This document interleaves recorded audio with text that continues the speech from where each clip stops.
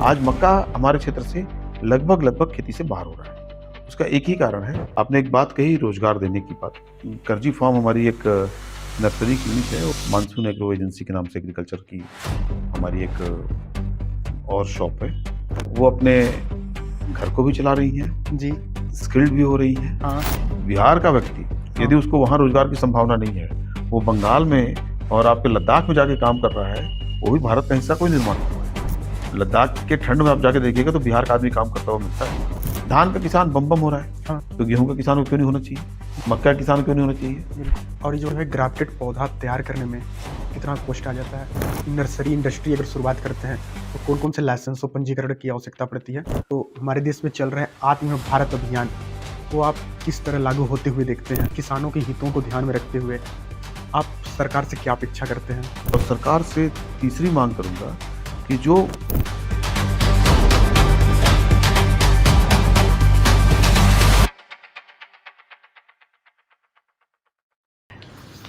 नमस्कार, प्रणाम। एक शानदार नए वार्तालाप में आपका स्वागत है।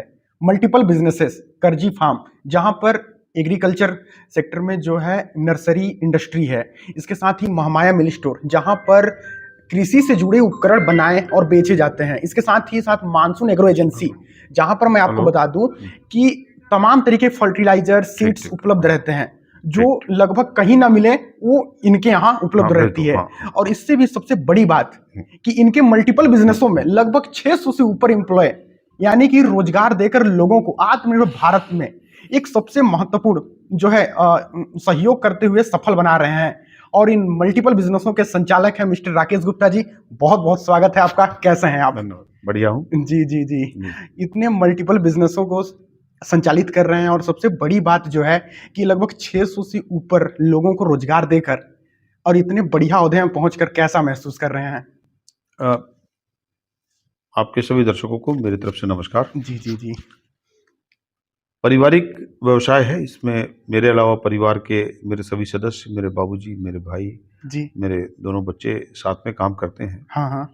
और हम लोगों का जो बेस है वो एग्रीकल्चर का रहा। जी, तो एग्रीकल्चर से धीरे धीरे आज 3 पीढ़ी, हाँ। मेरे फादर जी, जो 80 ईयर ओल्ड हैं, मैं और मेरे दोनों बच्चे और मेरा भाई, जी। हम लोग मिल करके साथ में काम करते हैं।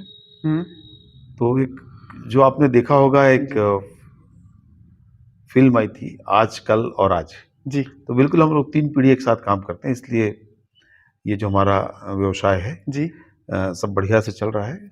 आपने एक बात कही रोजगार देने की बात, जी, 600 लोगों को। हाँ।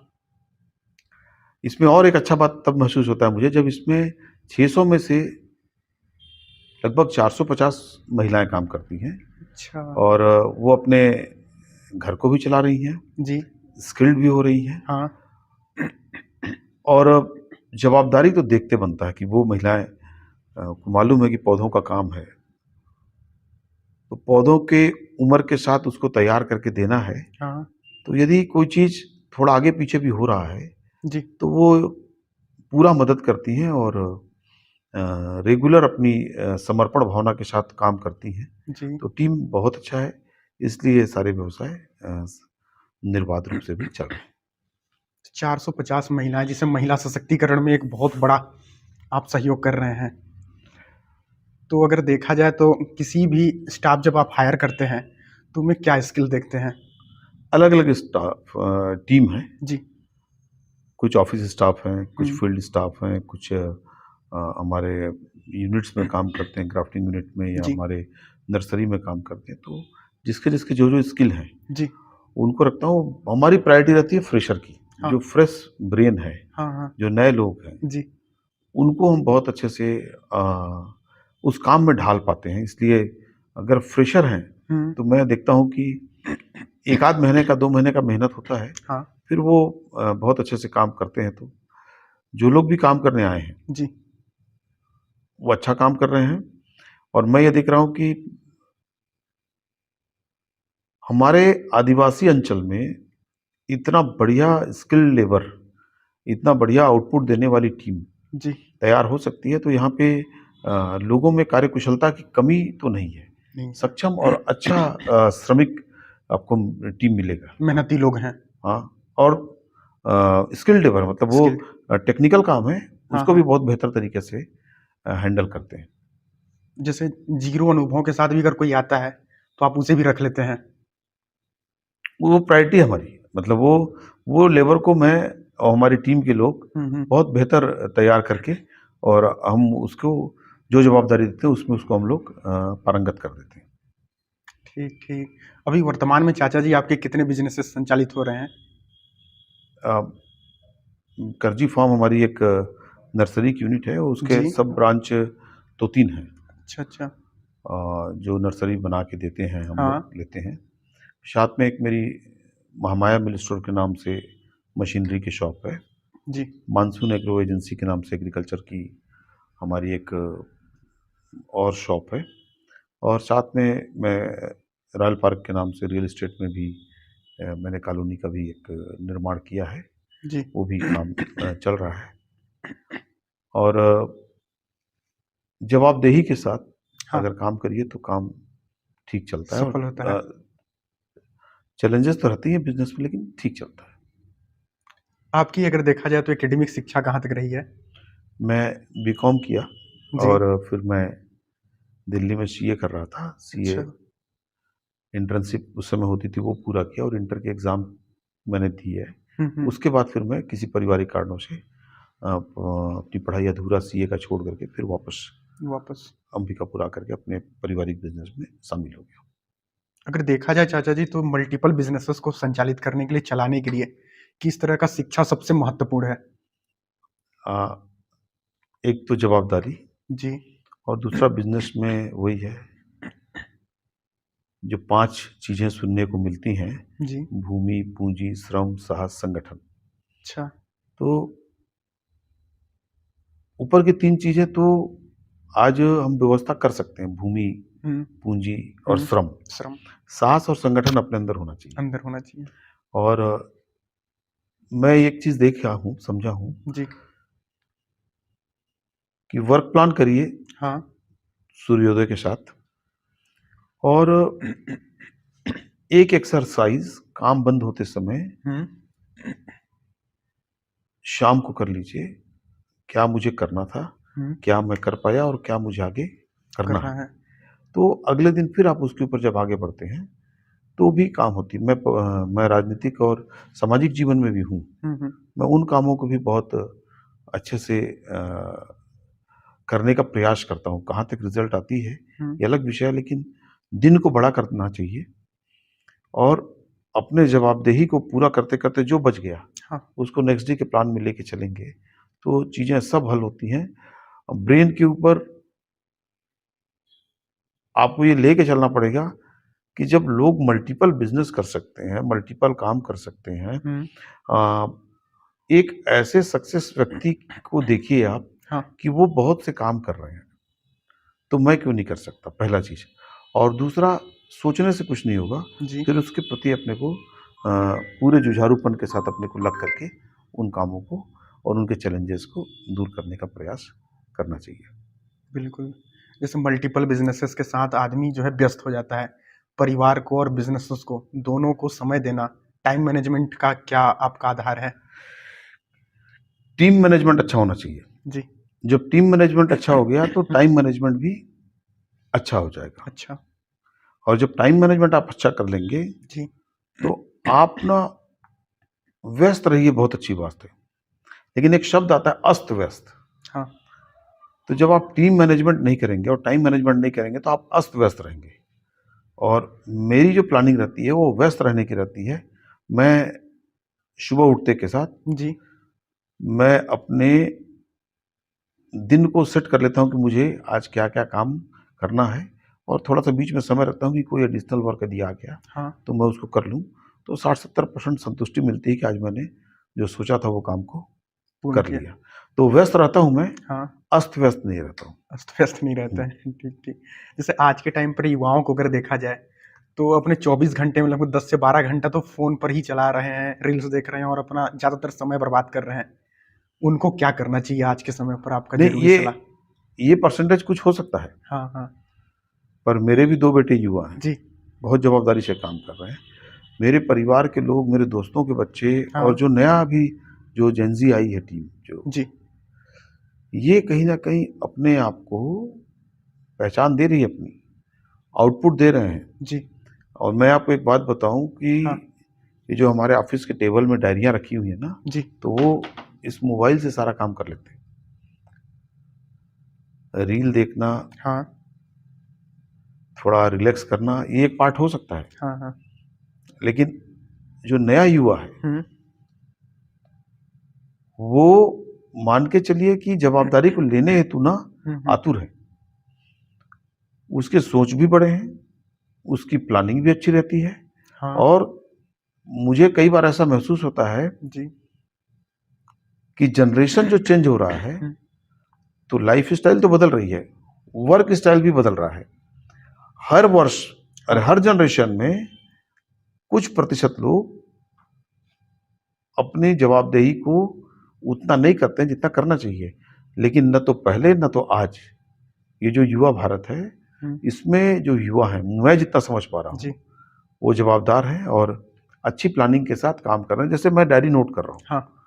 तो वो लोग एआई यूज कर लेते हैं, तो उनका काम विद इन मिनट हो जाता है। मिनटों में जाता है। मैं रिमाइंडर याद रखा हूँ, मैं अपनी एक टीम को तैयार करके रखा हूँ। मेरा रिमाइंडर है, मेरा डायरी है, मेरा नोटबुक है, मेरा वर्क प्लान है। हाँ। ठीक, वर्क टू डू एक कंपनी में लिख के रखते हैं। उन लोगों के पास रिमाइंडर है, उनके पास में हमसे बहुत एडवांस कैलेंडर है, तो वो लोग उस काम को करते हैं अच्छे से, मैं देखा हूँ। जी। और मेरे पास भी युवाओं की टीम है, मतलब मेरी टीम आप देखेंगे, हाँ। अगर टोटल टीम को आप देखेंगे तो एवरेज आपको निकलेगा, एवरेज एज 32 से 30, हाँ। 32 से 30 ईयर का एवरेज एज आएगा, मतलब एज आएगा। 40 प्लस वाले 10% होंगे और 20 से लेकर के और 30 तक की जो एज है ना, वो टीम ज्यादा है और वो लोग अच्छा काम कर रहे हैं। अच्छा चाचा जी, आप जो भी कारोबार संचालित कर रहे हैं, उसमें से आप कितने शुरू किए हैं या फिर विरासत में कुछ मिला है आपको? कृषि का जो काम है वो विरासत में मिला जी। मेरे फादर फार्मर हैं। हाँ। अच्छा खेती कर रहे हैं। जी। आज भी 80 साल की उम्र में बहुत अच्छा खेती करते हैं वो, जी। और मैं उनसे खेती सीखा हूँ।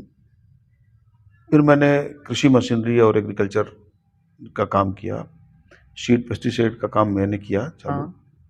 लेकिन जो नर्सरी के उद्योग में हम लोग आए, वो मेरा बेटा आया, अच्छा। और मेरे दोनों बेटों ने तय किया कि हमको नर्सरी उद्योग जाना है। क्योंकि हम लोग एग्रीकल्चर से जुड़े थे, तो इसको पिक करने में बहुत टाइम हमको नहीं लगा। पहले हम नर्सरी खरीदते थे, अब हम नर्सरी बना रहे थे। बना रहे। लेकिन आज मैं एडवांस फार्मिंग में बहुत दिनों से काम किया था, हाँ। तो मुझे बहुत दिक्कत नहीं हुआ इसको पिक करने में। तो रियल एस्टेट का काम मैंने ही चालू किया था। तो ऐसे एग्रीकल्चर को छोड़ करके बाकी काम को मैंने शुरुआत किया, और आज पूरा परिवार उसको बहुत अच्छे से चला रहा है। जी, पूरा परिवार का सहयोग महत्वपूर्ण रहा है। मतलब जैसे जो आप धर्म की बात करते हैं जी। और आप रीति रिवाज की बात करते हैं, जी। तो उसमें आपको जो कुछ नियम बने हैं ना, और कुछ जो व्यवस्थाएं बनी हैं, उनका भी आप लोगों को हमको ध्यान रखना पड़ेगा। अब बात हो रही है कि हम तो भी धार्मिक लोग हैं, हम हिंदू धर्म को फॉलो करते हैं, हम लोग सामूहिक परिवार में रहते हैं, तो हमें हिंदू अनडिवाइडेड फैमिली एक्ट का भी ध्यान रखना चाहिए।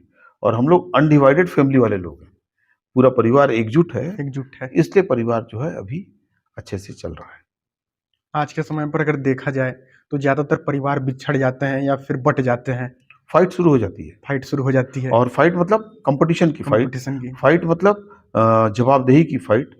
और फाइट का मतलब होता है कि जो पहले जो हमारी व्यवस्था थी, ये काम ये देख लेगा, ये काम ये देख लेगा, ये काम ये देख लेगा, और जब सब काम एक ही व्यक्ति देखता है तो फाइट शुरू हो जाती है। हमारे यहाँ क्या है कि थोड़ी परिवार अभी बहुत अच्छा चल रहा है भगवान के आशीर्वाद से। जी जी। तो आगे भी चले, और इसलिए हम लोग थोड़ा बेहतर तरीके से हम लोग आगे बढ़ रहे हैं। जैसे जो परिवार बट जाता है, उनको क्या कहेंगे आप?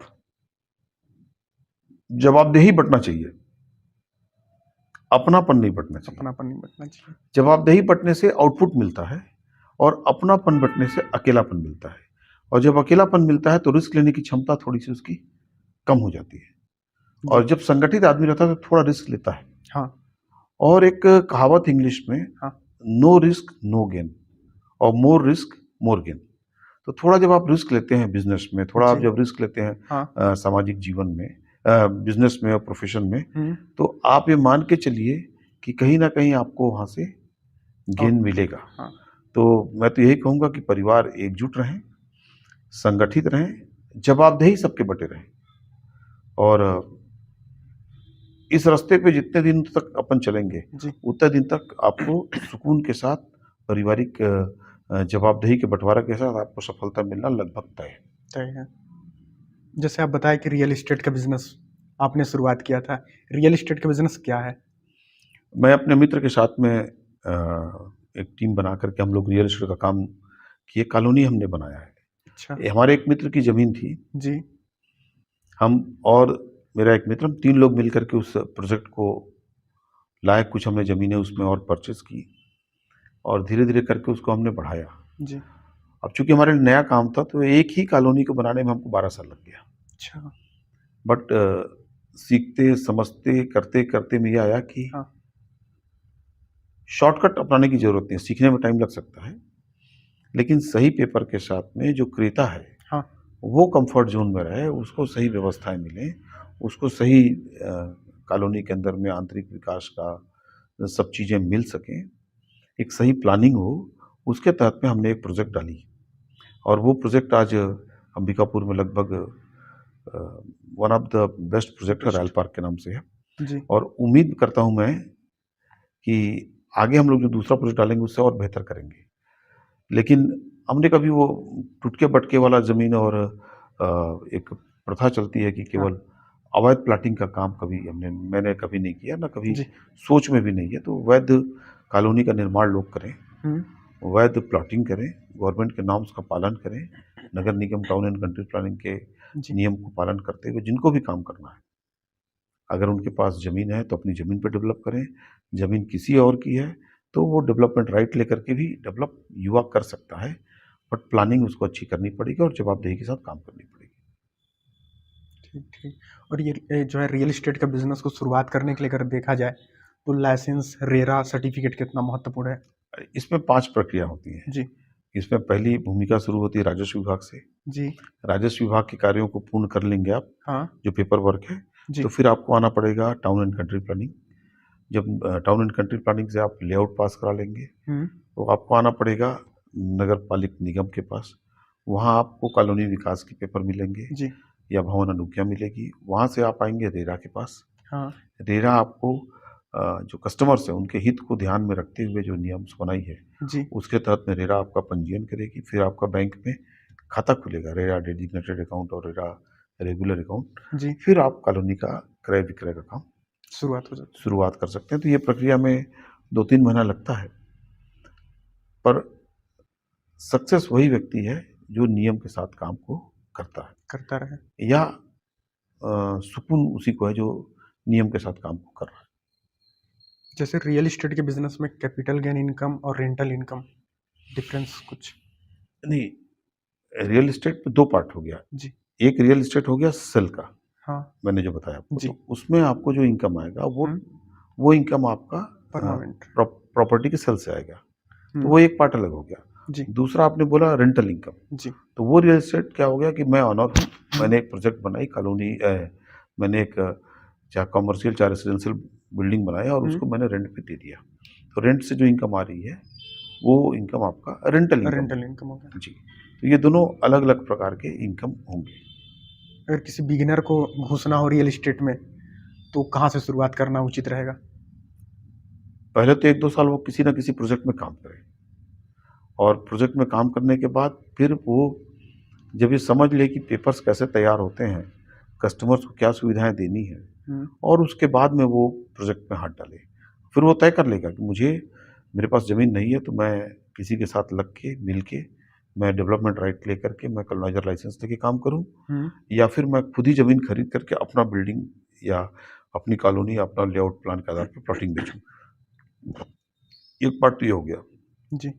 दूसरा पार्ट हो गया, अगर किसी को रेंटल इनकम का इंटरेस्ट है, हाँ। तो उसके पास प्रॉपर्टी अगर है, तो वो मूल्यांकन कर लेते हैं कि यहाँ पे कॉमर्शियल चलेगा, रेसिडेंशियल प्रोजेक्ट चलेगा। हम्म। उसके आधार पर लोग अपना प्लानिंग को तय करते हैं।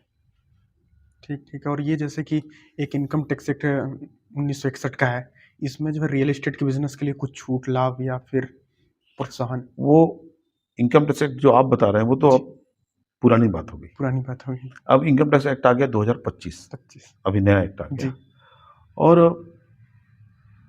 एक्ट में वो सब प्रावधान हैं हाँ। जो एक इनकम टैक्स एक्ट के तहत long term capital gain, short term capital gain, हाँ। ट्रेडिंग से, मतलब कॉलोनी को बना रहा है तो उसको ट्रेडिंग से जो लाभ हो रहा है उसके आधार पर उसको इनकम टैक्स लगेगा। जी। कोई प्रॉपर्टी ले करके बेच रहा है हाँ। तो उसको लॉन्ग टर्म या शॉर्ट टर्म कैपिटल गेन लगेगा। ठीक। और जीएसटी में भी काफ़ी व्यवस्थाएं बिल्डर को गवर्नमेंट ने दी है। जी। तो उसमें 2-3 ऑप्शन है। हम्म। 1% का ऑप्शन है, 5% का ऑप्शन है। हम्म। उसको गवर्नमेंट अब चेंज करके 5% पे ले आया है हम्म। और 12% पहले लगता था। तो 2-3 ऑप्शन है, आप किस प्रोजेक्ट किस ऑप्शन पे जा रहे हैं ये देख करके तय करना पड़ेगा। लेकिन जो नया टैक्स रिज्यूम आया हाँ। 2025 इनकम टैक्स एक्ट, उसके तहत आपको अब इनकम टैक्स के नियमों का पालन आपको करना है। करना है। अच्छा, अब बात कर लेते हैं कर्जी फार्म की। तो कर्जी फार्म किस लिए फेमस है? कर्जी फार्म फेमस है क्वालिटी के ग्राफ्टेड जी। टमाटर और बैगन के पौधों में। ये दो पौधों में कर्जी फार्म का बहुत अच्छा किसानों की प्रतिशत मिल रहे हैं। लेकिन इसमें मैं एक बात और कहूँगा। जी। अब चूंकि सोशल मीडिया की बात हो रही है, हम लोग हाँ उसी हाँ। विषय पर बैठे हैं। जी। जो किसान ग्राफ्टिंग का काम कर रहा है, मतलब खेती कर रहा है, हाँ। तो उसे भी सीखना पड़ेगा कि मुझे काम को करना कैसे है। कर। अदरवाइज कभी कभी किसान को प्राकृतिक कारणों से या उसके प्रैक्टिस में कोई जानने अनजाने चूक से उसको वो आशातीत सफलता नहीं मिलती है तो किसान हतोत्साहित होता है। उसे प्रोत्साहित करने के लिए सबसे बेहतर उपाय है हाँ। कि वो या तो कर्जी फार्म के संपर्क में रहे जी। या फिर वो एक फसल चक्र हमारे क्रॉप शो पे विजिट करे। हम लोग कराते हैं किसानों को अच्छा। अवेयरनेस के लिए, और पूरा एक सीजन पे नजर रखे। कोई चीज बीता नहीं है कि कल आज नहीं करूंगा तो कल हाँ। लेट हो जाएगा। सीख के करना खेती को ज्यादा बेहतर है बनिस्बत बिना जानकारी के खेती अपन किए और एडवांस फार्मिंग की और वो परेशानी में अपन फंस जाते हैं। फंस गए। तो मेरा सलाह सभी किसानों को ये है कि आप यदि पौधा लिए तो आपको कर्जी फार्म से समय समय पर चर्चा करते रहना चाहिए। हमारे बहुत से टीम के लोग हैं जो आपको सलाह देते हैं। हर चीज फोन पे हल नहीं हो सकता, खेती है। बिल्कुल। तो कई बार आपको उन परिस्थितियों को जानने समझने के लिए किसान के खेत तक भी अन्य किसान के, सफल किसान के खेत तक भी आपको चलना चाहिए, जाना चाहिए। खेती, मैं आपको बोलूं तो फोटो और व्हाट्सएप के माध्यम से हल नहीं हो सकता। नहीं हो सकता। आपको खेती के लिए पुराना कहावत है, ग्राउंड खेत लेवल। जाए से ही खेती पता चले, हाँ। सरगुजिया में कहावत है। जी। तो खेती के लिए आपको खेत तक जाना पड़ेगा। हम्म। खेती सीखने के लिए एक सफल किसान के खेत तक जाना चाहिए। खेती सीखने के लिए यदि हमारे जैसे क्रॉप शो लगते हैं या कहीं भी आपके क्षेत्र में क्रॉप शो लग रहा है या जी। कोई सफल किसान है तो उसके संपर्क में आप आइए। जानकार जो एग्रीकल्चर हॉर्टिकल्चर के जो जानकार लोग हैं, जी। विभाग के जो लोग हैं, एग्रीकल्चर डिपार्टमेंट के, हॉर्टिकल्चर डिपार्टमेंट के, हाँ। इनके संपर्क में आइए तो आप एक सफल किसान बन सकते हैं। समय पर एग्रीकल्चर सेक्टर में ही देखा जाए तो आम जो किसान हैं बहुत बड़े नुकसान में फंसते चले जाते हैं, बहुत बड़ी नुकसान हो जाती है। क्या गलती करते हैं वो आखिर? नहीं, किसान नुकसान में चले जा रहे हैं, ये तब जाएंगे किसान नुकसान में जब किसान अच्छी कृषि प्लानिंग नहीं कर रहे हैं। तब किसान नुकसान में तब जाएंगे जब किसान गवर्नमेंट के साथ जो योजनाएं चल रही हैं उनमें उनकी सहभागिता नहीं हो पाएगी। तब, चाहे वो गवर्नमेंट के कारण हो चाहे फार्मर के कारण हो, किसान नुकसान में तब जाएंगे जब वो प्लानिंग तो कर लिए पर बीच मझधार में उनके पास कोई तकनीकी दिक्कत आ जाए या प्राकृतिक कारण आ जाए तो। तो मैं आपको बताना चाहूंगा कि जैसे किसान की फार्मिंग के 4 हिस्से बांट देते हैं। जी। पहला हो गया सीरियल क्रॉप्स, मतलब जो धान, गेहूं, चना, इनकी खेती है। जी। इनमें गवर्नमेंट स्पॉन्सर्ड स्कीम्स हैं कि पैडी हम आपसे सपोर्टिंग प्राइस में लेंगे। हाँ। तो पैडी का फार्मर नुकसान में नहीं है। लेकिन फिर मैं आपके माध्यम से यही कहूंगा जी। कि अगर एमएसपी, मिनिमम सपोर्ट प्राइस को सरकार कानून का दर्जा दे दे, जी। तो अपने आप गेहूं का रेट भी तय हो जाएगा, बिल्कुल। अपने आप चना का रेट भी तय हो जाएगा, हुँ। और सरकार कहीं ना कहीं सिस्टम को बाधित मतलब रोक मतलब जवाबदेही तय करा देगी कि किसान का सामान कितना उत्पाद बिकेगा? इस रेट में कम से कम मिलेगा। तो आज इस बात को जवाबदेही के साथ निभाने के लिए सरकार की पार्ट है एक। जी। दूसरा, फार्मर का बात है। युवा किसान हुँ।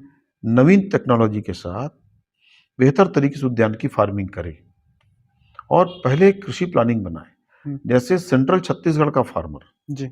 नॉर्थ छत्तीसगढ़ का फार्मर, साउथ छत्तीसगढ़ का हुँ। फार्मर, झारखंड का फार्मर, बिहार का फार्मर, इन सब जगह अलग अलग प्राकृतिक चैलेंज और एक ही प्लान सब कर लें तो फंसेंगे सब। बिल्कुल। अब बिहार में फ्लड आता है, हाँ। झारखंड में हमसे 15 दिन लेट बारिश है, हुँ। सेंट्रल छत्तीसगढ़ का क्लाइमेट 45 डिग्री पार होता है, नॉर्थ छत्तीसगढ़ में टेम्परेचर कम है। बिल्कुल। यहाँ गेहूं की खेती हो सकती है, वहाँ गेहूं की खेती रायपुर में नहीं हो सकती नहीं हो है। सकती। ठीक, बस्तर में कहीं ना कहीं पे बिल्कुल समुद्र के बगल में है, वहाँ ह्यूमिडिटी है। फार्मर को अपने क्षेत्र के भौगोलिक दृष्टिकोण को देखते दृष्टिकोण को देखते हुए जब वो प्लानिंग बनाएगा, तो वो कहाँ से सीखेगा? या तो टेक्निकल लोगों से सीखेगा या सफल किसान से सीखेगा। किसान से। व्हाट्सएप के साथ साथ, फेसबुक के साथ साथ, इंस्टाग्राम के साथ साथ किसान फील्ड में भी उतरेगा और इनका कॉम्बिनेशन मिलाएगा, जी। तो किसान सीखेगा। मुझे बताते हुए खुशी हो रही है हाँ।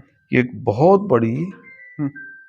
अ, बहुत बड़ी एक कंपनी हाँ। एआई के क्षेत्र में, जी।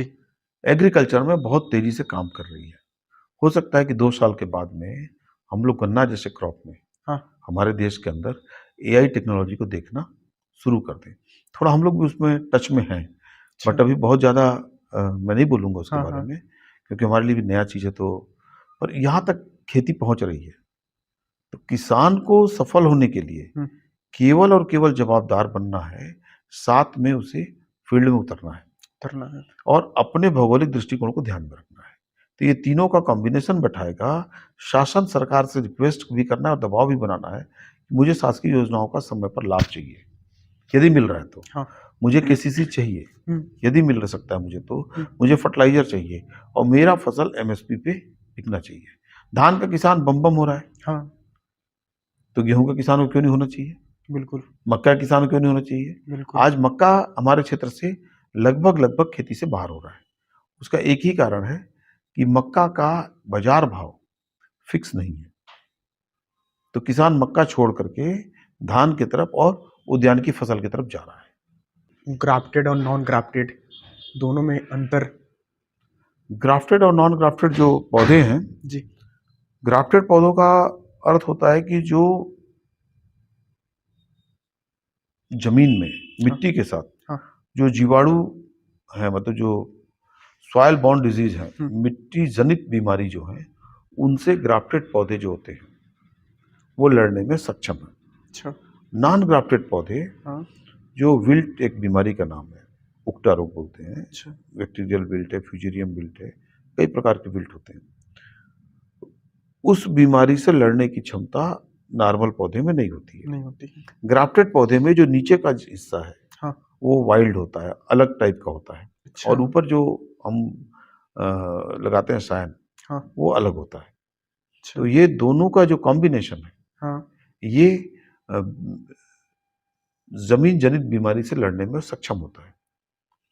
पौधे इसमें भी 5% 7% खराब हो सकते हैं, ये कोई वो नहीं है हाँ, आपका, हाँ। अजर अमर नहीं है, लेकिन ये आपके मेहनत के साथ आपको सफलता तक पहुंचाने में 90% पौधे सक्षम हैं। इसलिए ग्राफ्टेड पौधे जहाँ पर सॉइल बॉर्न डिजीज हुँ। है, जहाँ पे हुँ। विल्ट है, बैक्टीरियल विल्ट है, फ्यूजेरियम विल्ट है, हुँ। उन क्षेत्रों में ग्राफ्टेड पौधे, खासतौर पे सोलेनोसी क्रॉप के, मतलब टमाटर, बैगन, मिर्च, तरबूज के हुँ। ग्राफ्टेड पौधों चलन में बहुत तेजी से आ रहे हैं। और ये जो है ग्राफ्टेड पौधे जो होते हैं, इनको रोगों से लड़ने की जो है सहनशीलता कितनी होती है? बताया मैं आपको कि हाँ, बीमारी जनित जो जमीन जनित जो बीमारी है, हाँ, सॉइल हाँ। बॉर्न डिजीज, हुँ। उनसे लड़ने में ये एक्टिव है बहुत ज़्यादा, सक्षम है। सक्षम है। मतलब ये टॉलरेंट है ऐसा मैं नहीं कह रहा हूँ, जी। ये कहीं ना कहीं रेसिडेंट है। आप अच्छे से काम करेंगे हुँ, तो ये पौधे आपको सफलता तक पहुंचाने में सक्षम है। सक्षम होंगे। अब बड़ी बात कह देने से कई बार किसान जो है ना उसको हाँ, मान के चलता है कि ये सारे इसमें गुण मिले हुए हैं। ऐसा नहीं है, हुँ, वायरस आ सकता है। थ्रिप्स, माइट्स, व्हाइट फ्लाई जब ऊपर पत्तों पे आ रहा है तो वायरस आ सकता है, आ सकता है। ठीक। लेकिन सॉइल बॉर्न डिजीज नहीं आएगा। कितने परसेंट में नहीं आएगा? 90% पे। लेकिन 90% में 5-7% इसमें भी आ सकता है, आते ही हैं, संभावना आती है। आते हैं, आते हैं। 5-7% दिक्कत, 10% दिक्कत रहती है। हुँ, हुँ। और ये आप बीज का पैकेट भी जो लेते हैं, जी, शीट का पैकेट, उसमें लिखा रहता है 82%, 85%, 90%, 78% डिस्क्लेमर जर्मिनेशन, रहता है पहले से। ठीक। तो खेती जो ओपन फील्ड में होता है, हुँ, इसमें 100% कोई चीज का रिजल्ट नहीं मिलता है, लेकिन मोर देन 80% रिजल्ट आपको मिल रहा है। हुँ, तो आप ये मान के चलिए कि आप सफलता में बहुत अच्छे पोजीशन पे, क्योंकि 80% मार्क आप पा रहे हो, तो आप अच्छी पोजीशन पे हो। लेकिन जिन पौधों में हुँ, जो पौधे नॉन ग्राफ्टेड हैं, हाँ, उनमें जब विल्ट आता है, उगता रोग आता है, तो जैसी फूल फल पकड़ती है हुँ, और उसका एक साथ आप देखेंगे तो 4-5 दिनों में पूरा फसल क्या है, खराब लटक के हुँ, और वो मरना शुरू कर मरना देता शुरू है। हो जाती है। तो वो फिर संभाल नहीं पाता है आदमी। ठीक। ये है ग्राफ्टेड और नॉन ग्राफ्टेड में अंतर। और ये जो है कि आपके कर्जी फार्म नर्सरी इंडस्ट्री जो है, इसमें अगर कोई कस्टमर किसान जो है ऑर्डर करना चाहे, तो ऑर्डर आप कैसे लेते हैं? ऑनलाइन की व्यवस्था या ऑनलाइन ऑफलाइन? की भी व्यवस्था है, ऑफलाइन की भी व्यवस्था है, और हेल्पलाइन भी है हमारे पास में है। जी, अ, आप ये देखे होंगे टीम एक काफ़ी बड़ी बाहर बैठी हुई है। जी, ये टीम केवल फार्मर से सलाहकार के लिए। सलाह भी देती है, हाँ, बुकिंग भी करती है, डिस्पैच, उनकी इशू को क्लियर करना, कुछ-कुछ चैलेंजेस आते रहते हैं। और ये हमारा जो जो टीम है अभी, जी। ये अनऑर्गेनाइज़ सेक्टर कह सकते हैं इस बिज़नेस को। हुँ, हुँ। तो इसको अभी ऑर्गेनाइज़ होने में टाइम लगेगा। तो इसमें थोड़े-थोड़े चैलेंजेस रहते हैं। हम लोग भी उन चैलेंजेस को दूर करने का प्रयास करते रहते हैं। जी, और कभी कोई चीज़ ऊपर-नीचे होती है तो हल जितना बेहतर तरीके से हल हो जाए, उस हल करने में हम लोग लगे रहते हैं। ठीक, ठीक। और ये जो सप्लाई की क्या व्यवस्था रहती है? मान लीजिए कि किसी को डिलीवरी कराना है तो? डिलीवरी उनके घर तक जाता है। घर तक जाती है? हाँ, आप ही की ये अदर ज़िम्मेदारी होती स्टेट्स है? में भी घर तक पहुँचता है माल। हम लोग पूरा उस सप्लाई चेन, हमारी एक टीम है, वो पूरा डिलीवरी को देखती है। कहाँ तक फैली हुई है? अभी तो 15 स्टेट में जा रहा है। अच्छा, अच्छा, पिछले साल 17 स्टेट में गया था, लेकिन इस बार 2 स्टेट में वहीं पर ग्राफ्टिंग शुरू हो गई है। अच्छा। तो 15 स्टेट में अभी माल जा रहा है। और ये जो आपके ब्रांचेस हैं, जो सब ब्रांचेस बता रहे थे, नहीं, वो हाँ, सब ब्रांचेस प्रोडक्शन के हैं। प्रोडक्शन के हैं, अभी तो हम पूरा प्रोडक्शन यहीं करते हैं। यहीं करते हैं। हाँ, मुझे बताते हुए खुशी हो रही है कि जी, अभी आस-पास में हुँ, सबसे अच्छा ग्राफ्टिंग के लिए क्लाइमेट जो है वो अंबिकापुर है। अंबिकापुर, हाँ, वातावरण को भी लेके। वातावरण, क्योंकि देखिए प्लास्टिक के घर में काम करना है और सेंट्रल छत्तीसगढ़ में गर्मी उबलती है। जी, तो वहाँ पर पॉली हाउसेस में गर्मी का टेम्परेचर बढ़ता है, और हम लोग प्रकृति के गोद में, हमारा अंबिकापुर का जो माहौल है, अंबिकापुर की जो हमारी जो क्लाइमेट है, जी, वो लोगों को बहुत पसंद आता है। तो प्रकृति को मतलब पौधों को भी पसंद आता है। बिल्कुल।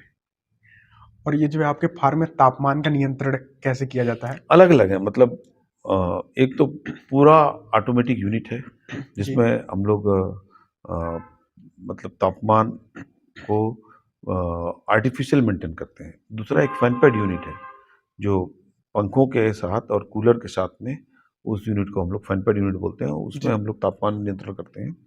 पॉली हाउसेस हैं, जहाँ पे नेट के माध्यम से टेम्परेचर को एक लिमिट के बाद में हुँ, हम लोग रखते हैं। और टेम्परेचर तो चलिए आता है, लेकिन जो सूर्य की जो किरणें हैं, नुकसान देने वाली हाँ, किरणें हैं, वो रुक जाती हैं वो पौधों तक डायरेक्ट नहीं आती हैं। तो यूवी प्रोटेक्टेड बोलते हैं, वो मल्चिंग पेपर, अरे वो हाँ, फ़िल्म लगता है, फ़िल्म तो वो उससे पौधों को राहत रहता है।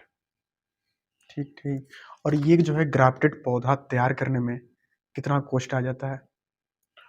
ये तो कहना मुश्किल है कि, जी, क्योंकि एक बल्क में तैयार होता है, फिर कितना परसेंट मोडिलिटी हुई, कितना परसेंट बचा, कितनी परसेंट जी, जर्मिनेशन है। लेकिन एक ग्राफ्टेड पौधा का जो बाजार मूल्य है वो 10 रुपए है। और ये बात माना जा सकता है कि जो कॉस्टिंग है हाँ, वो मेरे को नहीं लगता है कि 8.5 रुपये से नीचे किसान के घर पहुंचा के देने में आता होगा। और मॉडलिटी आ गई तो थोड़ा बहुत, मॉडलिटी मतलब पौधे में जी, अगर गलन आ गई या जर्मिनेशन कम आया तो और भी नुकसान हो या सकता है। फायदा हो सकता है। तो जी, एक मोटा मोटी जो आपने पूछा तो लगभग उसका जवाब तो यही है। मतलब ये जो कॉस्ट होता है कन्फर्म नहीं रहता है, वातावरण। हाँ, जर्मिनेशन हाँ, परसेंटेज कितना आया, फिर ग्राफ्टिंग के बाद में कितना परसेंट वो सर्वाइव किया, जी, और फिर दूसरा ये है कि मतलब हमने जो ग्राफ्ट किया वो जी, पूरा बिका या नहीं बिका। नहीं बिका। तो ये बहुत सी चीज़ें इस बिजनेस में चीज़ें तय हैं, इसलिए कॉस्टिंग निकालना चैलेंज जी, है। और ये कितना ज़मीन में फैला हुआ है आपका? अभी हमारा 15 एकड़ में है। 15 एकड़ में है। और मान लीजिए कि कोई जो बिगिनर है, शुरुआत करना चाहे, तो कितनी ज़मीन में शुरुआत कर सकता है? और 1 एकड़ से 1 एकड़ से लोकेशन की बात करें, किस तरह का जगह होना चाहिए? जहाँ पर पानी ना जमा होता हो जी, वहाँ पे पॉली हाउस का निर्माण करें, और जहाँ लेबर मिल सके वहाँ पे पॉली हाउस का निर्माण करें, और धीरे धीरे काम को चालू करें जवाबदेही के साथ में। जल्दबाजी ना करें, टाइम ठीक। लगता है। और मान लीजिए कि नर्सरी इंडस्ट्री अगर शुरुआत करते हैं, तो कौन-कौन से लाइसेंस और पंजीकरण की आवश्यकता पड़ती है? सबसे पहले लगता है नेशनल हॉर्टिकल्चर बोर्ड से, जो एनएचबी है वहाँ से आपको जी, लाइसेंसिंग का प्रक्रिया लेना पड़ेगा। अभी नर्सरी के लाइसेंस के लिए आपको नेशनल हॉर्टिकल्चर बोर्ड के ही देखरेख में काम करना पड़ेगा। ये राष्ट्रीय स्तर पे रहता है हाँ, और इसके लोकल अथॉरिटी के द्वारा प्रक्रिया तो वही है, सब वही है। कुछ विभाग के माध्यम से आगे बढ़ती हैं चीज़ें, जी, जी। और फिर आपको लाइसेंसिंग वहीं से एनएचबी से मिलेगा। ठीक, ठीक। और जो नर्सरी इंडस्ट्री है, तो हमारे देश भारत में जो है सब्सिडी लोन योजनाएँ चल रही हैं, हुँ, हुँ। कितना सफल है? सफल है। आपको 15 से 16 लाख रुपए पॉली हाउस के ऊपर, 1 एकड़ के पॉली हाउस के ऊपर सब्सिडी है। अच्छा, और नेशनल हॉर्टिकल्चर बोर्ड की कई स्कीमें हैं जी। पॉली हाउसेस के लिए, वो चलेंगी, वो मिलती हैं आपको। हुँ, और साथ में एआईएफ के माध्यम से आपको 3% का इंटरेस्ट सब्सिडी भी मिल सकता है। काम ठीक। करने का मादा रखने की ज़रूरत है, जी, और काम अगर आप करते हैं हाँ, तो आपको रास्ता भी धीरे धीरे मिलता निकलते। जाएगा। और चाचा जी, बचपन से लेकर आज आप जिस ओहदे पर हैं, मल्टीपल बिज़नेसेस संचालित कर रहे हैं, सबसे बड़ा संघर्ष आपका किस तरह का रहा है? सबसे बड़ा संकल्प रहा है कि मैं अपने जो वैल्यूएबल कस्टमर है मेरे, जिसको फार्मर कह सकता हूँ, जी, अगर आप चूँकि कर्जी फार्म के नज़रिए से बोलें जी, या एग्रीकल्चर फील्ड के, उनको मैं कितना संतुष्ट कर पा रहा हूँ। और अगर उनको मैं संतुष्ट कर पा रहा हूँ हुँ, तो एक मेरे को आत्मसंतुष्टि महसूस होता है, पहला। और दूसरा ये कि काम करने के लिए आर्थिक दबाव तो बहुत रहता है। जी, उस आर्थिक दबाव की चर्चा मैं आपके पॉडकास्ट में नहीं बता पाऊँगा, क्योंकि वो एक व्यक्तिगत। व्यक्तिगत भी नहीं कहूँगा, वो हाँ, बहुत मुश्किल विषय है जिसको फाइट करना हम आप, हमारे आपके परिवार के मुखिया लोग सब जानते हैं। तो जी, हम लोगों को फाइनेंशियल लोड के अलावा सैटिस्फैक्शन मिलता है फार्मर को, हमने अच्छा चीज़ दे दिया। फार्मर का कोई चैलेंज आया उसको हमने हल कर दिया। जी, फार्मर के साथ हम खड़े हैं। अव्यावहारिक दबाव बनाने से तो कोई फ़ायदा होता नहीं है, कि मतलब वो काम ही नहीं कर पा रहा है और उसका क्रॉप खराब हो रहा है, उसमें हम आप क्या कर लेंगे। कुछ नहीं। लेकिन जो मेहनती किसान है वो हाँ, बेचारे को नुकसान ना हो, इसके लिए हम लोग हमेशा तत्पर रहते हैं। बिल्कुल। अच्छा, आपका जो है कभी नौकरी करने का जो शुरुआती बचपन जो पढ़ाई रहा आपका, तो नौकरी करने का विचार आया था? नहीं, मैं तो शुरू से रहा था कि नौकरी पर रखना है। नौकरी रखना है। मैं नौकरी का कभी और मन नहीं। आज के टाइम पर देखा जाए तो ज़्यादातर युवाओं के जो माता-पिता हैं, वो अपने बच्चों को जो है नौकरी में, सरकारी नौकरी में दबाव बनाने लगते हैं। और इस दबाव के कारण बहुत से जो स्टूडेंट हैं, गलत कर बैठते हैं। उनको नहीं, क्या कहेंगे आप? मैं एक बात कहना चाहूँगा कि बच्चों को तैयार करना है अच्छे से। जी, एक समय के बाद में बच्चों को अ, उनके जवाबदेही के प्रति उनको जागरूक करना है, उनको जी। बताना है, लेकिन डिसीजन थोपना नहीं है।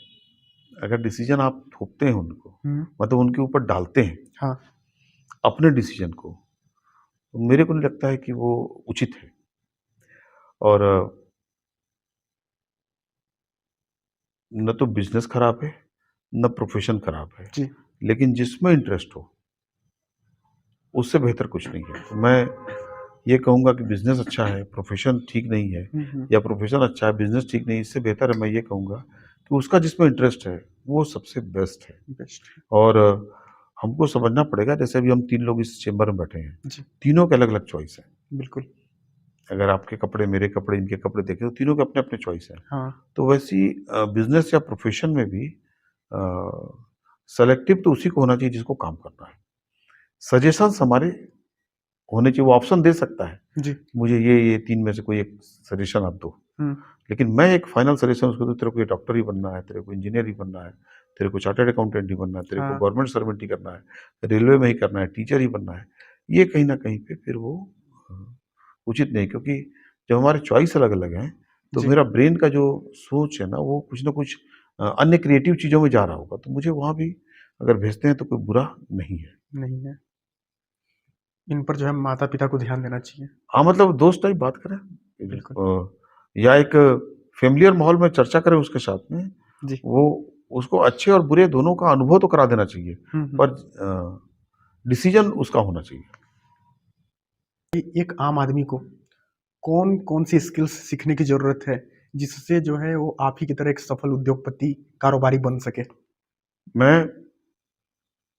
अब तो बिज़नेस में कम हूँ, जी, मैं सामाजिक जीवन में और राजनीतिक जीवन में ज़्यादा रहता हूँ। जी, लेकिन मैं एक लंबे समय तक जी। मैं बिज़नेस में काम किया, बच्चे सँभाल रहे हैं तो मैं थोड़ा-सा हुँ, हुँ। रहता हूँ। लेकिन मैं आपको बताऊँ कि सबसे बड़ी चीज़ बिज़नेस में सफल होने के लिए डिसीज़न पावर है। और मैंने जो डिसीज़न ले लिया, हुँ। उसको प्रूफ करना पड़ेगा कि मेरा डिसीज़न सही है। तो जैसे ही त्वरित फैसला आपका, हाँ। और विथ कॉन्फिडेंस आप अगर आगे बढ़ते हैं तो कुछ-कुछ चैलेंजेज़ आएँगी, जी। लेकिन आप फिर भी सर्वाइव करके बिज़नेस में आगे निकल जाओगे। तो त्वरित डिसीज़न, हुँ। और उस डिसीज़न को फिर आपको पूरे जवाबदेही के साथ सफल करना है।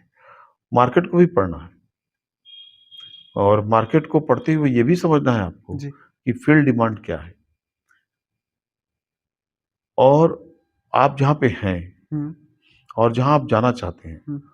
वहाँ तक पहुँचने के लिए क्या-क्या आपको चैलेंजेस सामने आ सकती हैं, और वो आएँगी, जी, 1% प्लस आएगा।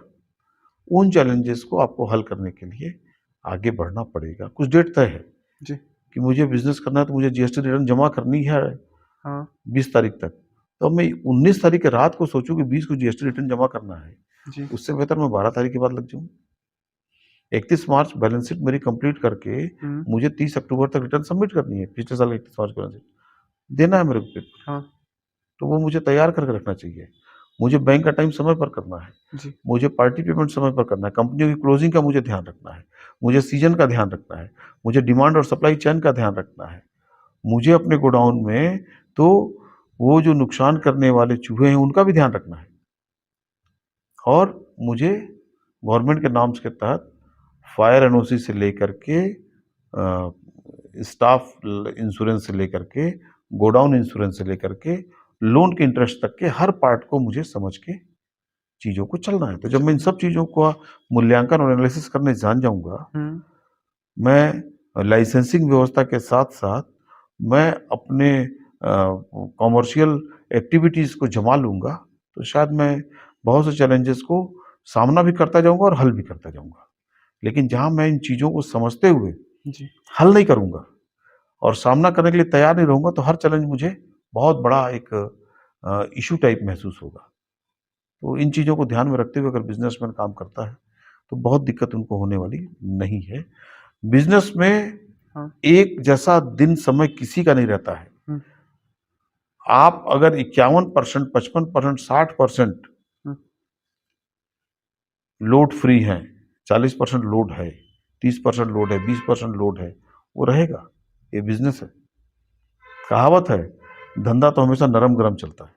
जी। तो कभी नरम चलेगा, कभी गरम चलेगा। गरम चलेगा। तो आपको इन चीजों को बिजनेस में लेके चलना पड़ेगा। और कभी भी ना, आप खाता क्या बनाते हो? अकाउंट अपने 31 मार्च को क्या बनाएंगे आप? एक बिजनेसमैन खाता बनाता है तो क्या लिखता है उसको? 31 मार्च तक हाँ, 31 मार्च तक पूरा, हो 1 गया। अप्रैल से 31 मार्च। हाँ, 31 मार्च को क्या बनाएगा? वित्तीय उसको वर्ष विवरण। Profit and loss account. हाँ, क्या बनाएगा? Profit loss account. अकाउंट। लाभ हानि खाता उसको बोलते हैं। हाँ, तो लाभ खाता थोड़ा बनता है। जी। खाता क्या बनता है? लाभ हानि खाता। लाभ हानि खाता। तो नरम गरम बिजनेस में चलता है। अब वो किसी चीज में लाभ भी हो सकता है, किसी चीज में हानि भी हो सकती है, कोई चीज फंस भी सकता है, कोई चीज सुपरहिट भी हो सकता है। तो इन सब चैलेंजेस को ध्यान में रखते हुए अपने को काम करना है कि हमारा खाता जो बनता है उसका नाम ही है लाभ हानि खाता। लाभ हानि खाता। तो जब मैं लाभ खाता बना नहीं रहा हूँ, जी। लाभ हानि खाता बना रहा हूँ, तो कुछ कुछ चैलेंजेस जो आएंगी उनको हल करते हुए आगे निकलूंगा। जैसे जैसे बाल सफेद होगा, जी। समझ लेना, तो आप मान के चलिए कि आप मैच्योर होते जाएंगे। लेकिन यूथ के पास तो बहुत कुछ सीखने को है। यूथ के पास जो मोबाइल है, हाँ, यूथ के पास जो यूट्यूब है, सोशल मीडिया है, इंस्टाग्राम है, एआई है, जी। बहुत से बिजनेस समझाने वाले लोग हैं जो उपलब्ध रहते हैं, कोचिंग है आपके पास। आपको बहुत से टेक्निकल जानकारी लेनी है, तो अब यूथ और अच्छा हमसे बेहतर कर रहा है। मुझे उम्मीद है कि मेरा जो भारत देश है जी, वो युवाओं का देश है। बिल्कुल। युवाओं को सही रास्ते पे ले जाएं और बिजनेस को एक सक्सेस मॉडल बनाए हुए जो लोग हैं, हाँ, उनको आइडियल रूप से लोगों से उनकी मुलाकात, उनकी चर्चा, यूथ उनको देखे समझे, बहुत आगे निकलेंगे। मैं युवाओं को चाहता हूं हुँ, कि थोड़ा संयम के साथ चीजों को समझते हुए बिजनेस में आए। कैपिटल 33% पहला साल लगाएं, 33% नेक्स्ट ईयर लगाएं और 33% थर्ड ईयर लगाएं। आप देखिएगा वो यूथ मार नहीं खाएगा। और 200% कैपिटल लगा दिया, मतलब 100% घर का और 100% लोन का। जी। और यदि कोई चीज उससे टेक्निकल मिस्टेक हो गई तो उसको दिक्कत है। आप ग्रेजुएशन कितने साल में करते हो? लगभग 18 साल से शुरू हो जाते हैं, किस्त में खत्म। नहीं, 3 साल का 3 ग्रेजुएशन, साल रहता है। 4 साल का ग्रेजुएशन होता है, हाँ, अलग अलग विषयों पे देखें अलग-अलग तो। विषयों पे। तो आप ये कैसे मान ले रहे हो कि पहला ही साल काम चालू किया और काम पहला ही साल में खत्म। सक्सेस हो जाऊंगा? तो 3 से 4 साल एक बिजनेस को, मॉडल को सक्सेस करने में लगता है समय। जी। और अच्छा, किसी को फाइनेंशियली फ्री होना हो, तो उसको किस टाइप से शुरुआत करना चाहिए या फिर किस टाइप का काम करना चाहिए? फाइनेंशियली फ्री माइंड से होना पड़ता है। माइंड से कैसे होता है फाइनेंशियली फ्री? कि मेरे जो एसेट्स हैं जी, और मेरी जो लाइबिलिटीज है, जी, और तीसरा बीच में बैठा हूं मेरे जो डेली या मंथली एक्सपेंस है, इसमें रनिंग कैपिटल, जी। जिसको वर्किंग कैपिटल बोलते हैं, हुँ, वैसी रनिंग इनकम होनी चाहिए। और आपका फिक्स इनकम होना चाहिए। और आपका एक मतलब हिडन इनकम होना चाहिए। हिडन इनकम मतलब जैसे कोई चीज़ में इन्वेस्ट करके छोड़ दिए, छोड़ दिए। वो अचानक ग्रो कर गया, 10 साल बाद आपको ज़रूरत है, जब आपके बच्चे बड़े होंगे, उनको अच्छे स्कूल भेजना है, जी, तो वो इनकम आपका काम आएगा। वो लॉन्ग टर्म इन्वेस्टमेंट इनकम है। अब आपका रनिंग इनकम, रोज के खर्चे के लिए आपको एक इनकम होनी चाहिए।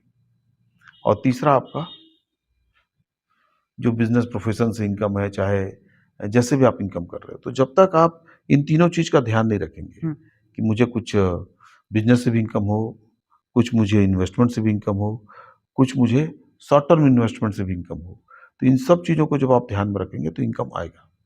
10-20 साल आप अच्छा बिजनेस कर लीजिए, फिर आप आ जाइए कि नहीं मुझे तो अब रेंटल इनकम चाहिए, जी, तब तो कुछ प्रॉपर्टी आपकी बन जाएंगी। फिर और उसके बाद में आगे कि बच्चे बड़े हो रहे हैं, तो मैं जो है अब थोड़ा सा रिटायरमेंट इनकम की तरफ देखूँ। तो शुरू से जो आप इन्वेस्टमेंट कर रहे होंगे, हाँ, चाहे इंश्योरेंस के माध्यम से, चाहे रेंटल इनकम के माध्यम से, तो आप आगे आके उस पोजीशन तक पहुंच जाएंगे। लेकिन जब आपने बिजनेस चालू किया है, जी, तो आप ये पहले मान के चलिए कि मुझे सक्सेस होना है। सेफ जोन जाने के लिए हमेशा 10 साल, 11 साल के बाद बिजनेसमैन को सोचना चाहिए, अब मुझे किस जोन की तरफ बढ़ना है। अगर आपका जो एसेट्स है जी, और जो लाइबिलिटी है, इन दोनों में अगर एसेट्स आपका भारी है, बड़ा है, ज़्यादा है, तो लायबिलिटी कभी भी उसके ऊपर हावी नहीं होगा। लेकिन अगर एसेट्स के ऊपर लायबिलिटी हावी होने लगा, हम्म, तो या तो आपकी वर्किंग में कहीं चूक है जी या फिर आपके एक्सपेंस ज़्यादा है। इसको आपको एनालिसिस करने की ज़रूरत रहेगी। ठीक ठीक। और चाचा जी, आम इंसानों में एक जो है दिमाग में विचारधारा लेकर चलते हैं कि जो उद्योगपति कारोबारी हैं वो बुरे लोग होते हैं, लूट कर अपनी संपत्ति बनाई है। इस टाइप का विचारधारा आम इंसानों पर कहीं कहीं देखा जाता है, उनको आप क्या कहेंगे? कुछ लोग होते होंगे, मुझे नहीं मालूम, इसके बारे जी में मैं नहीं बोलूँगा। जी पर भारत की जो अर्थव्यवस्था है, जी। इसमें बड़ा हिस्सा किसका है? टैक्स पेयर कृषि, का। हाँ, ये कारोबारियों का टैक्स पेयर का। टैक्स पे। टैक्स पेयर पैसा देते हैं, जी ठीक। पर इसमें जो टैक्स पेयर ईमानदारी से टैक्स दे रहे हैं जी। और मेहनत कर रहे हैं, हम्म, आप एक बात मेरे को बताइए, जैसे आपने तय कर लिया कि मुझे प्रोफेशन में जाना है और मेरी सैलरी फिक्स है, हम्म, तो आपका ग्रोथ उतना ही रहेगा। मैं बिजनेस में जा रहा हूँ और मैं कोई भी काम करूँगा, हम्म, मतलब मैं 2-3 काम करूँगा, कोई भी काम करने से क्या मतलब मैं 2-3 काम करूँगा। मल्टीपल काम। तो मल्टीपल काम करूँगा तो शायद मेरे कहीं-कहीं से सोर्सेस अच्छे है। मिल सकते हैं। हम्म, मेरा उससे काम हो जाएगा। हम्म, मैं आज 1 करोड़ का कर रहा हूँ, फिर 2 करोड़ करूँगा, फिर 5 करोड़ करूँगा, फिर 10 करोड़ का काम करूँगा, तो मैं जैसे-जैसे मेरा टर्नओवर बढ़ेगा, जी मेरा जो नेट प्रॉफिट वो भी बढ़ेगा, बढ़ेगा। ठीक है? अगर मैं टैक्स दे रहा हूँ और इनकम टैक्स एक्ट से लेकर के जीएसटी के नियमों का पालन कर रहा हूँ, जी तो पहले तो व्यावसायिक बोलूँगा, अच्छे से काम कर रहे हैं, कोई दिक्कत नहीं है। उद्योग उसने चालू किया, वो अपने सभी जवाबदेही, अपने सभी लाइसेंसिंग का पालन कर रहा है और उसके बाद उसके प्रोडक्ट को लोगों ने सराहा और जी उसकी इंडस्ट्री सफल हो गई और उसकी इनकम बढ़ गई है और वो अपने नियमानुसार टैक्स पटा रहा है, तो उसको भी अपन गलत नहीं कहेंगे। टैक्स पेयर के पैसे से कई बार बहुत सी योजनाएं चलती हैं। अब रह गया कि गलत कौन है, जी तो जो गलत तरीके से काम कर रहा है वो गलत है। उसके लिए चाहे वो उद्योगपति रहे, चाहे व्यवसायी रहे, चाहे वो नौकरी पेशा का आदमी हो, जो गलत प्रैक्टिस में काम कर रहा है, जी उसके लिए जगह नहीं है। लेकिन अ, समाज में बहुत से लोग ऐसे हैं जो बहुत अच्छे से बिजनेस करके बहुत आगे बढ़ रहे हैं और अब तो डिजिटल इंडिया का ज़माना है। धीरे धीरे गवर्नमेंट ने ऐसे नियम्स ले आए हैं कि करप्शन धीरे धीरे कम हो रहा है, जी या कहा जाए कि थोड़ा बिजनेस के बारे में बात कर रहा हूँ जी कि बिजनेसमैन बहुत अच्छे से काम कर रहा है, रिटर्न सबमिट कर रहा है हम्म, और सब पैसे का लेन देन कर रहा है। गवर्नमेंट को भी ये देखना पड़ेगा कि कहीं बिजनेसमैन के ऊपर बहुत लोड तो नहीं पड़ रहा है। बिल्कुल लेकिन समाज का ही हिस्सा है बिजनेसमैन भी, और हर बिजनेसमैन गलत होता है ऐसा मैं नहीं मानता। बिल्कुल। ये जो है आम लोगों का अगर जो भी सोचता है नहीं नहीं, ये गलत विचार है। 1-2% होते हैं सब जगह हाँ पे। हाँ, अपवाद। कोई किसी को भी गलत कह सकता है तो उसका वो गलत हो भी सकते हैं, वो लोग होते जी भी होंगे, पर अमूमन लोग जो हैं जवाबदेही के साथ काम करते हैं। आप देखिएगा ना, बिजनेसमैन फाइट भी कितना करता है, मतलब वो मॉर्निंग में जाता है अपने काम में और रात तक अपने काम को करके आता है और लगातार कई वर्षों तक यही काम करते रहता है। ये एक 10 बाई 15 की शॉप में बैठा है हाँ और वही सुबह 9 बजे पहुंचना और रात को 9 बजे बंद करना, और उसको कोई दुनिया से मतलब नहीं है, बेचारा उसके पास जवाबदेही ऐसा है, तो ब्रेन को भी वो पूरा बंद कर देता है। मैं तो, मेरा ही दुकान ये है और इसी से मेरे को आजीविका अपने परिवार की चलानी है, चलाना है। मतलब मालिक भी वही, लेबर भी वही। सब कुछ। और सब वो कुछ। उनके आधार पे अपने आप को हम्म, प्लान भी करता है। तो बिजनेसमैन की समर्पण भी बहुत सी जगह पे रहते हैं।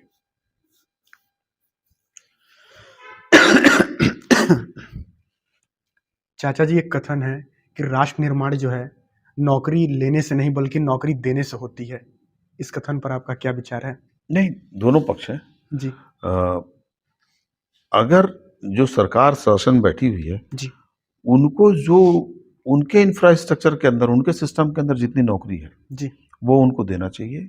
जी और उद्योगपति, व्यवसायी, कृषि कार्य करने वाले, डेवलपमेंट का काम जो कर रहे हैं, निर्माण का जो कार्य कर रहे हैं, वो जितना हो सके प्राइवेट सेक्टर में, वो लोग जितना नौकरी दे सकते हैं उनको उतना नौकरी देना चाहिए। दोनों विन विन सिचुएशन है। हाँ सरकार को अपनी जवाबदेही से भागना नहीं है, जी उनको पूरी जवाबदारी के साथ में नौकरी देना है। हाँ इसमें मैं अग्निवीर जैसे नौकरी को नौकरी नहीं मानता। बिल्कुल ये मेरी सोच है बिल्कुल। कि मैं किसी को 4 साल 6 साल नौकरी करा दूं और बोलूं कि अब तुम निकलो। रिटायर हो जाओ, तो वो तो उचित नहीं है, क्योंकि उसकी तो जवाबदारी उस दिन से शुरू होती है। जी तो ये सरकार का अगर योजना है तो ये कहीं ना कहीं पे गलत है। जी।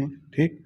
और दूसरा, व्यवसायियों को मैं कहूँ, अगर हाँ वो जितनी क्षमताओं के साथ नौकरी दे रहे हैं, उनको जो है एज पर नॉर्म्स लेबरों को भुगतान करें, उनका ध्यान रखें और मिनिमम व्यवस्था जो दिया जाना चाहिए उन व्यवस्थाओं को उनको दें। तो गवर्नमेंट सेक्टर और प्राइवेट सेक्टर, जी ये दोनों जब तक काम सही नहीं करेंगे तब तक राष्ट्र निर्माण बहुत बेहतर रास्ते पे चलेगा, इसके चांसेस कम हैं।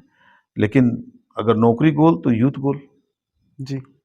और अगर नौकरी के दम नौकरी है ही नहीं है तो यूथ इतना पढ़ेगा क्यों? तो बिल्कुल। नौकरी भी चाहिए, साथ में बिजनेसेस का। प्राइवेट सेक्टर की भी नौकरियां चाहिए और बिजनेस भी चाहिए। तो जो इनकम फ्रॉम बिजनेस हो चाहे इनकम फ्रॉम प्रोफेशन हो, हाँ ये दोनों ही समाज को चला सकते हैं। फिर एक एग्रीकल्चर इनकम है, जी फिर एक हाउस प्रॉपर्टी इनकम है। तो ये सब अगर अपन बिजनेस की बात करें तो इसका मूल सार है कि उसे लाभ कितना है। तो सभी सेक्टर में जब तक संभावनाएं नहीं रहेंगी तब तक एक समुचित राष्ट्र निर्माण नहीं हो नहीं हो पाएगा। पाएगा। और जो है आपके जितने भी मल्टीपल बिजनेसेस संचालित हो रहे हैं उसमें अगर देखा जाए तो हमारे देश में चल रहे आत्मनिर्भर भारत अभियान को आप किस तरह लागू होते हुए देखते हैं? नहीं, मैं तो ये देखता हूं कि जो प्राइवेट सेक्टर में जो आदमी काम कर रहा है वो अपनी पारिवारिक व्यवस्था के तहत चीजों को सेट कर ले रहा है। जी। ठीक। और मैं ये भी चीज देख रहा हूं कि भारत का हर व्यक्ति हम्म, अपना 100% दे रहा है। जी हर व्यक्ति को मैं कहूंगा, एक दो जी परसेंट 4% की बात अलग है। तो उससे कहीं ना कहीं पे, अब बिहार का व्यक्ति हाँ यदि उसको वहां रोजगार की संभावना नहीं है, वो बंगाल में और आपके लद्दाख में जाके काम कर रहा है, वो भी भारत का हिस्सा कोई निर्माण कर रहा है। 100% दे रहा है अपना। लद्दाख के ठंड में आप जाके देखिएगा तो बिहार का आदमी काम करता हुआ मिलता है, और आप जाके बंगाल में देखेंगे तो भी मिलेगा, और महाराष्ट्र में जाएंगे तो भी मिलेगा। तो आज के तारीख में मैं ये कहूँगा कि जी ये मतलब एक खूबसूरत जगह है भारत, जिसमें प्राकृतिक कारणों से, जनसंख्या के कॉम्बिनेशन से, एक जहाँ पे जहाँ जहाँ पे संभावनाएं हैं जी वहाँ पर लोग जा कर के काम कर रहे हैं। और ये जो गुलदस्ता है ये खूबसूरत बना रहे, इसमें धर्म, जाति, संप्रदाय, इन सब से ऊपर बढ़कर भारतीयता को लेकर के चले तो भारत का निर्माण बहुत अच्छा होगा। बिल्कुल। जैसे आप बताए बिहार का, लेकिन छत्तीसगढ़ में देखा जाए तो ज़्यादातर स्टेट के लोग छत्तीसगढ़ काम करने आते हैं, लेकिन जाने वाले आंकड़ों की बहुत कम संख्या है। अच्छा है, इस पर क्या अगर विचार है? पलायन नहीं हो रहा है जी मतलब संपन्नता है। आपको साउथ भारत में सबसे संपन्न एरिया मान लीजिए, माना जाता है, जी प्रति व्यक्ति आय वहां की ज्यादा है, जी। तो वहां के आपको बहुत लोग इधर आके काम करने वाले कम मिलेंगे। कम मिलेंगे। तो यदि कहीं पर पलायन नहीं हो रहा है, लोग नहीं जा रहे हैं, वहीं पे काम मिल रहा है, वो एक पॉजिटिव साइन है। लेकिन यदि कहीं कोई स्किल्ड ऐसा चीज है जो वहीं से लोग निकलते हैं, हाँ अगर बंगाल से ही लोग निकलते हैं और पॉली हाउस बनाते हैं तो उसमें बुराई क्या है? अच्छा बात है। वो टेक्निकल स्ट्रांग है, वो लोग करते हैं। आज फर्नीचर का काम पूरे देश में बंगाल के लोग निकल रहे हैं, जी वो लोग काम कर रहे हैं, बहुत अच्छी बात है।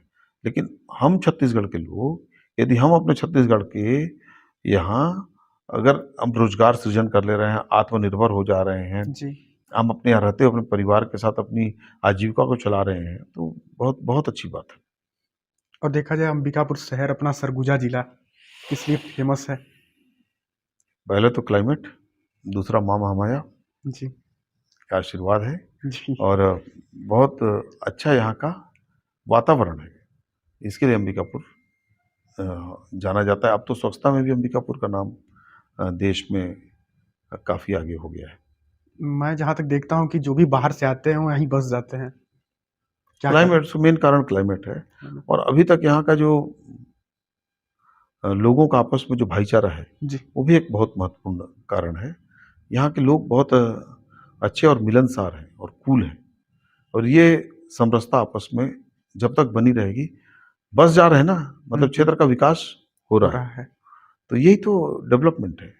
ये जब तक समरसता है, आपस में भाईचारा है, हम्म, तब तक लोग इस एरिया को या क्षेत्र को या शहर को एक्सेप्ट करते हैं, और जहाँ सुकून नहीं है फिर वो लोग वहाँ से अपना जवाबदेही पूरा किया और निकल जाते हैं। तो अंबिकापुर में ये एक उपलब्धि सरगुजा संभाग में अच्छी बात है। चाचा जी, एक सफल व्यापारी, कारोबारी या उद्योगपति बनने के लिए पॉलिटिकल कनेक्शंस कितना महत्वपूर्ण है? नहीं नहीं, पॉलिटिकल कनेक्शन से कई बार नुकसान भी होते हैं। जी हम लोग क्या है कि हम लोग सामाजिक जीवन में भी हैं, जी। राजनीतिक जीवन में भी हैं, तो कई बार व्यवसाय उससे सफ़र करता है। हाँ और मैं तो नहीं मानता हूँ कि 1% भी है। मेरे जो आइडियल हैं, राजनीतिक आइडियल आदरणीय टी.एस. सिंहदेव जी, जी उनको भी मैं देखता हूँ, तो उनसे भी कुछ चीज़ों को मैं सीखता समझता हूँ। जी। तो मुझे नहीं लगता है कि कोई आदमी पॉलिटिक्स में तो ही वो बिजनेस में सफल होगा, बल्कि पॉलिटिक्स में जाने के बाद बिजनेस में सफल होना एक चैलेंज हो जाता है। मैं बताया आपको ना कि जी मैं बिजनेस में कम रहता हूँ, पहले मैं बताया आपको। बिल्कुल। मेरे बच्चे, मेरे भाई बिजनेस को संभाल रहे हैं, जी जी। तो थोड़ा मैं अपना सामाजिक जीवन और राजनीतिक जीवन में समय देता हूँ। बट पॉलिटिकल कनेक्शन से बिजनेस को लाभ होता है, ये तो मैं तो नहीं मानता।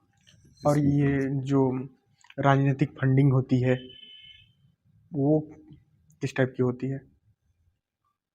मैं समझा नहीं, राजनीतिक फंडिंग ये मतलब? जैसे चुनावी जो फंडिंग बिजनेसमैन के द्वारा जो पॉलिटिकल ये पार्टीज टॉप के लेवल में चलता है। ये संभाग स्तर के व्यवसायियों को इनसे बहुत ज़्यादा सरोकार नहीं होता नहीं है। है।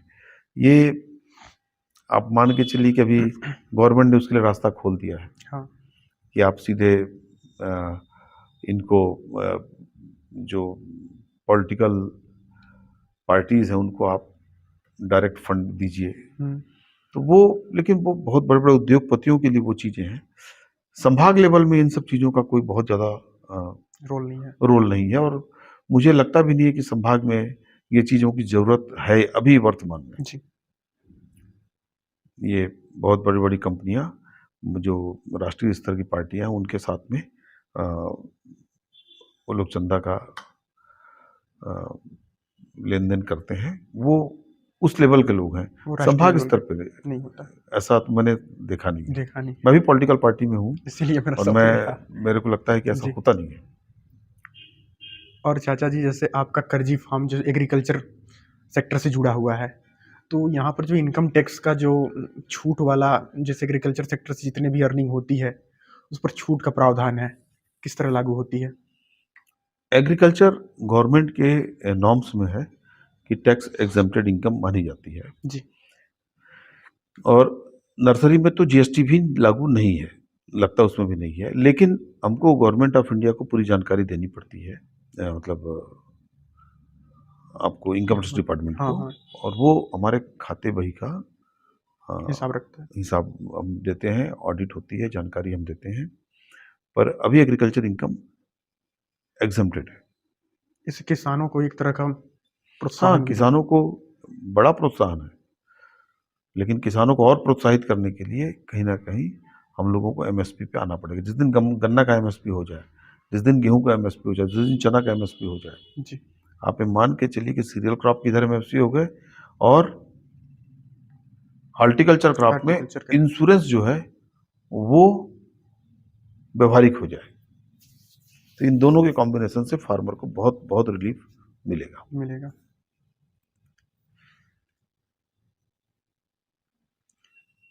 अच्छा चाचा जी, किसानों के हितों को ध्यान में रखते हुए आप सरकार से क्या अपेक्षा करते हैं?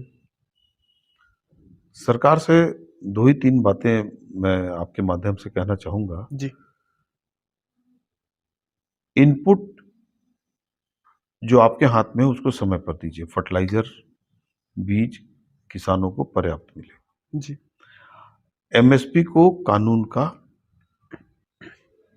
मान्यता दीजिए कि एमएसपी को कानून का स्वरूप दिया जाए, और सरकार से तीसरी मांग करूंगा कि जो फार्मर को सब्सिडी मिलनी है उसमें कुछ ऐसी व्यवस्था आप बनाएं कि बिचौलिया उसमें हाँ बाहर हो जाए। बाहर। जब डीएपी, यूरिया, पोटास खरीदने के लिए फार्मर जब सोसाइटी में जाता है जी और डायरेक्ट उसके सब्सिडी का लाभ फार्मर को मिल रहा है, हम्म। तो कल जो अन्य कृषि इनपुट के लिए फार्मर जब विभागीय योजनाओं को लाभ लेना चाहता है तो कुछ ऐसा स्वरूप बने कि बिचौलियों का रोल वहां पर खत्म हो जाए। खत्म हो जाए और फार्मर को डायरेक्ट सब्सिडी, शासन के जो लाभ हैं वो किसान को डायरेक्ट मिले। ठीक। और जो है सरकार उद्योगपतियों को, कारोबारियों, बिजनेसमैन को बढ़ाने के लिए मदद करती है। करती है। किस उद्योगपतियों को, कारोबारियों को बढ़ाने के लिए गवर्नमेंट कुछ उद्योग विभाग एक बहुत बड़ा डिपार्टमेंट है जी और उसमें बहुत से योजनाएं चलती हैं। जैसे आज होटल इंडस्ट्री में स्कीम्स हैं, कोल्ड स्टोर्स में स्कीम्स हैं, हाँ जैसे आज हॉस्पिटल बनाने में स्कीम्स हैं, कुछ पर्यावरण से जुड़े हुए एग्रीकल्चर इंडस्ट्रियों में स्कीम्स हैं, जी सब्सिडी हैं। ऐसे टाउन का भी बंटवारा है कि ए ग्रेड के टाउन में इतना % डिस्काउंट सब्सिडी है, बी ग्रेड के ब्लॉक्स में इतनी सब्सिडी है, सी ग्रेड के ब्लॉक्स में इतनी सब्सिडी है। उद्योग मंत्रालय का काम, चाहे सेंट्रल उद्योग का काम हो, चाहे स्टेट उद्योग मंत्रालय का काम हो, वो उद्योग को बढ़ावा देने के लिए निरंतर अपने तरफ से प्रयास करते रहती है। कितना व्यवहारिक कर रही है और कितना कम लाइसेंसिंग हो, जी कितना उसमें सिंगल विंडो सिस्टम लागू हो जाए, ये हमेशा एक चैलेंज रहता है। तो ये कहीं न कहीं पे ये औद्योगिक क्षेत्र के डेवलपमेंट के लिए, और जिसके पास जिस देश में इतना सूर्य की रोशनी हो, इतनी पानी की व्यवस्था हो, इतनी ज़मीनें उपलब्ध हों, इतने संसाधन उपलब्ध हों, इतने खनिज संपदा उपलब्ध हों और इतना एग्री प्रोडक्ट उपलब्ध हो, तो वहाँ पर तो उद्योग लगना ही चाहिए। और अगर उद्योग लगता है, तो आप ये मान के चलिए कि उससे किसानों से लेकर के जी आम भारतीय को उससे लाभ मिलना ही मिल रहा है। जैसे बोलते हैं ना, उद्योग लग गया मतलब एक प्रोडक्शन हुआ, उसको वैल्यू एडेड हमने कर दिया, जी तो उसका लाभ उसको तो मिलेगा ही, उसके रोजगार से लेकर के अन्य चीज़ों का लाभ उस क्षेत्र के लोगों को भी लोगों मिलेगा। को मिलेगा। स्थानीय लोग हुँ। आत्मनिर्भर बनेंगे। चाचा जी, आने वाले 5 सालों में आप अपने आप खुद को कहाँ देखते हैं और अपने मल्टीपल बिज़नेसों को? मल्टीपल बिज़नेस तो अब परिवार को मैंने धीरे-धीरे करके सौंप दिया है जी, और लगभग और मैं अपने सामाजिक और राजनीतिक जवाबदारी की तरफ आगे बढ़ रहा हूँ और मैं 55 का हो गया हूँ। लगता है कि अब जितने समय तक काम करने का मौका, भी लंबा काम है, जी, जी, जी। तो वो ज़्यादा काम मैं सामाजिक और राजनीतिक क्षेत्र में राजनीतिक क्षेत्र में देना रहेंगे। चाहता हूँ। बाकी कल क्या करना है, नहीं करना है, ये तो भगवान जाने, और जो समय कराएगा वो सब हम लोग करेंगे। आने वाले समय में राजनीतिक क्षेत्र में अभी भी हूँ। हुँ। जैसे आप चुनाव वगैरह लड़ने का विचार? नहीं, मैं अपने राजनीतिक पार्टी के साथ मैं काम करता हूँ और वो पार्टी का सिपाही हूँ, जो जवाबदारी मिलता है वही करता हूँ, और उतना भी हम लोग नहीं सोच पा रहे हैं। वहाँ हम लोग केवल ये सोच के चलते हैं कि हमको, मैं आम अपने सरगुजिया लोगों के लिए क्या कर सकता हूँ, ये मेरे लिए महत्वपूर्ण विषय है। चाचा जी, यदि आपके बेटे के पास 1 लाख रुपए है, तो उसे आप कौन-सा बिज़नेस शुरू करने के लिए सलाह देंगे? जो बिज़नेस कर रहे हो, उसको और बेहतर तरीके से करो, क्योंकि अ, और जो आपका इच्छा है, जी, उसमें ही उस पैसे को इन्वेस्ट करो, जो कर सको, क्योंकि इन्वेस्ट करना आसान है, फिर उस इन्वेस्टमेंट को निकालना मुश्किल। मुश्किल काम है। आप 1 लाख रुपए डाल दिए कहीं पे, हाँ, तो उसे प्रॉफ़िट के साथ निकालना चैलेंज है। चैलेंज तो है। जिसमें आपको लगे कि मैं इस चैलेंज को हल कर सकता हूँ, ये चैलेंज मेरे लिए एक्सेप्टेबल है, हुँ। तो वही काम को आपको करना चाहिए।